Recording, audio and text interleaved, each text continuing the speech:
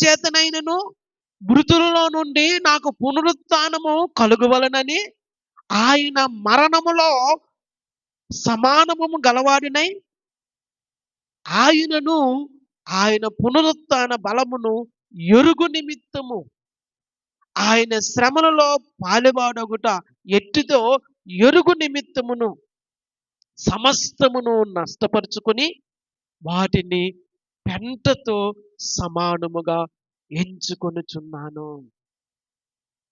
పునరుత్థాన ప్రభువుని ప్రేమించేవారు అపోస్తలుడైన పౌలు వలె ఈ విధముగా చెప్పగలుగుతారు.